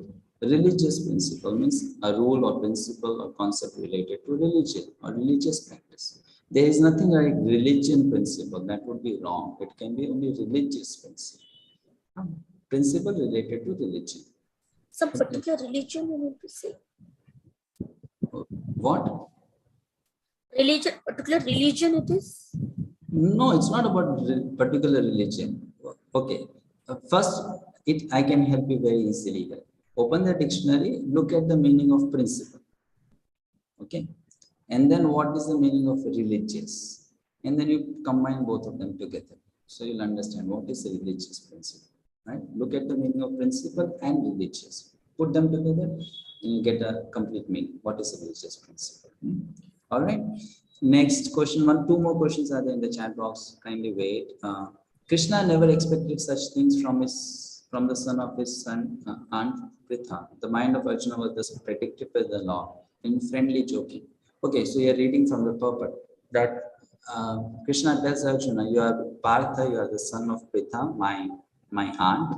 So I don't expect you to behave in this manner. He is joking with Arjuna because he knows Arjuna is now going to trip over, that he will say, I will not fight. So Krishna very much knows that Arjuna is going to become weak now. And he's a friend of Arjuna. So he's joking with Arjuna. Because for them it's a drama, right? For us it is a very serious thing going on. For them it's a drama. What to do when people try to break your faith on Krishna? So you don't let them break your faith on Krishna. People will try to do so many things. Why bother? Why let people break your faith on Krishna? You don't let them break your faith on Krishna. You avoid such people or you neglect such people. Why should we let anyone come between us and Krishna? Right? We should not let anyone come between us and Krishna because Krishna is the most important person for everyone in one's personal life. He is the most important person. So why should we let anyone come between two of us? So we should not let people break our faith. We should. People will create troubles and people will do so many things. We have to pray to Krishna to give us strength to help us. And we have to be smart. Sometimes devotees, they themselves put them in problems. You have to be smart. You have to be clever. One thing is there, we should know one thing. If you want to be a devotee, this world is a very, very dangerous place. Full of dangerous people are there. And you have to be very clever when you deal with them. Very clever. Very, very clever. If we are not clever, then people will not let us not practice Krishna consciousness nicely. So we have to be clever. We have to protect ourselves. We must anticipate problems, obstacles, cheating, fraud, all these things. We must expect. Because the world is a place like that. It's not a good place, right? Isn't it? We know that. It's not a good place. It's not a good place with good people. It's a place with good people and bad people both. Sometimes these so-called motivational speakers and poets, they will give you a very romanticized vision of the world. Everyone is good. Everything is good. Everything is nice. All are good. Just circumstances make them bad. So all those are good things to hear, but that's not the reality. The reality is that they are good people, they are bad people. The reality is that I have done good things, I have done bad things. And the reality is that good things will come to me and bad things will also come to me. Right? That is the reality. So while experiencing all those things in this world, we have to protect our faith in Krishna, devotion to Krishna, Krishna consciousness. Whether they are good days, whether they are bad days, we have to protect our faith to Krishna. For that, we have to be very clever, smart. The best way to protect yourself from problems from others is that you hide your bhakti, hide your devotion. That's the best way. Hide it. Don't expose it too much. Hide it. But the problem is that we don't hide because we want to show. I'm a devotee. I am doing this. I am doing that. So we want to show. But by showing, we then set a trap for ourselves. Right? In the scriptures, it is said, why do the scriptures say? Hide your devotion, hide your sadhana, hide your guru. The scriptures say though. Like once I was asking people this question. How many of you will tell anyone on the street, this much money I have in my bank account?